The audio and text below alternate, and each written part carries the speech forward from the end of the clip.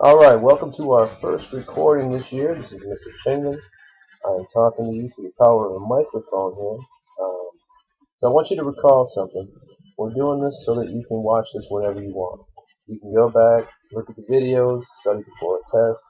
You can go at your own pace. Okay? And another reminder, up on the screen here I have a copy of your notes that you are following along throughout this video. You're going to fill in the blanks as we go. And I will try my best to point out which ones you should fill in. Alright, without any further ado, we're going to get started so I don't have you here all night or day. We're going to talk about two main things here. We're going to talk about the Eastern Woodland Indians, which is basically the entire East Coast Native Americans here. Kind of circle in there. And then we're going to get a little more specific into just South Carolina tribes. Alright, so the Eastern Woodland tribes. We'll start off at the top of your notes here. What did they eat? So once again, we are up in this section right up here, at the very top. What did they eat? They used the rivers to fish, obviously, so they ate a lot of fish. They hunted animals. They used rock, wood, and animal pelts and bones to create weapons for hunting, bows and arrows, spears, basically all the things you think of when you think of kind of the historic weapons. So they would chisel down animal bone, use those as arrows, and then fish, use nets, things like that. When they farmed, they used a method called slash and burn. So what they would do is they would slash all the crops and they would burn the fields, so that way it would bring the nutrients to the top of the soil again. That's a way to kind of revitalize a field after heavy use throughout the years. What would the women do? They would gather fruits and nuts, and they were also the farmers. So the guys would go out and they would hunt, for food, and the women would be gathering, and they would also be farming. What did they eat? They ate, obviously, in addition to fish and meat, they ate corn, they ate pole beans, squash, pumpkins, bottle gourds, and they didn't quite eat tobacco, but they grew it and they used it. So more specifically, out of these three things that they ate, the big three are called the Three Sisters. And what that is, that's corn, beans, and squash. CBS is how I remember it, like the TV station. Okay, so according to Iroquois legend, corn, beans, and squash are three inseparable sisters who only grow and thrive together. Hence the name Three Sisters. Their tradition of interplanting, so planting together corn, beans, and squash in the same fields, made a sophisticated, sustainable system that provided long-term soil fertility and a healthy diet for generations. Because they figured out these three plants grow together so well, the Native American clans shifted from nomadic, which means they moved with the season to find the food, to permanent villages where they stayed in one place all year long. Okay, so before they figured out corn, beans, and squash grew so well, they were moving around trying to find food wherever they could. Well, now they had a sustainable crop system they could eat from all year. So CBS, corn, beans, squash, the three systems. Moving on from food, where did they live? So, unlike their nomadic ancestors, they lived in villages. They made houses out of trees, tree bark, animal hide. And there's a question at the bottom here that says, who owned the land? Well, nobody owned the land. They believed that everybody owned the land. They didn't believe in personal ownership of property. How'd they get around? How'd they move? Well, obviously they walked. Okay, that's pretty obvious. But they also used the rivers to their advantage. They made canoes. More specifically, they made things called dugouts, where they hollowed out tree logs and they made a canoe. Okay, just kind of a different name for a canoe. And they also made shoes out of animal skins and other resources that they found. And so walking on rivers basically is how they got around. How did they speak to each other? A lot of different little tribes, but they all kind of spoke the same language on the East Coast. And it was called the Algonquin language. That's the best pronunciation I got for it. Algonquin, I think that's a little better. And they preserved their history with storytelling. Okay, so they passed down, the elders would tell stories to the younger generation.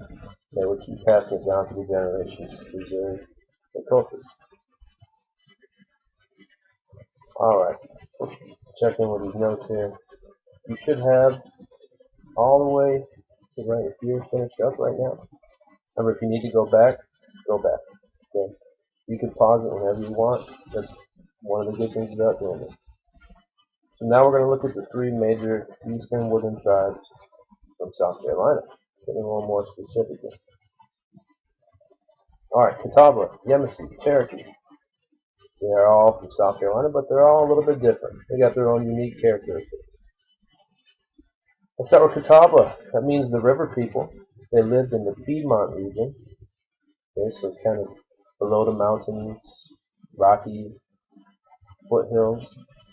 They lived in homes called wigwams, made them from wood frames, covered in tree bark, grasses, reeds, whatever they could find. They had council houses, and their village leader gave rules to the people. One unique characteristic, they used river mud to make pottery.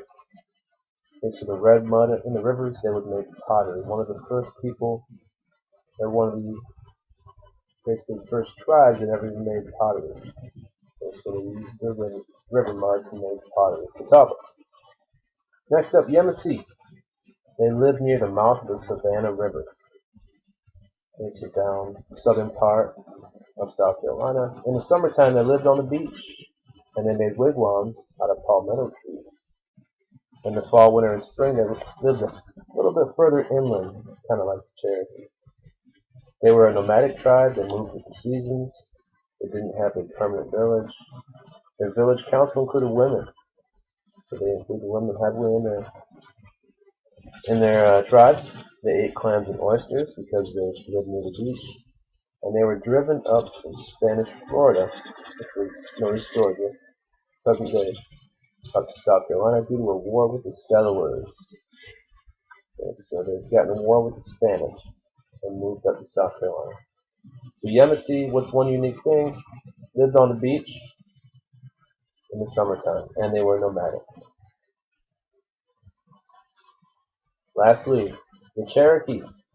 They lived in the foothills in the mountains, called themselves the real people, probably because they lived in the mountains, which is tough to do. They lived in big villages, up to 600 people. It's a lot of wigwams. And they surrounded themselves by palisades. What's a palisade? It's like a big fence that's sharp at the top. Try to keep intruders out. In the summertime, they opened up their homes to the air, like a sunroof. In the wintertime, they closed their homes with grass and clay, made their roofs out of barks and branches. The men fished, and they poisoned the water with walnut bark. So they wouldn't kill the fish, but it would make the fish go to the top of the water, looking for oxygen. And then at that point, it's much easier to catch fish when they're way at the top. Leaders of the village included women, and they also had a holy man or woman. A lot of times we call that a shaman. So one unique thing here, they lived in the mountains, Blue Ridge Mountains, and they poisoned the water with walnut bark and fish.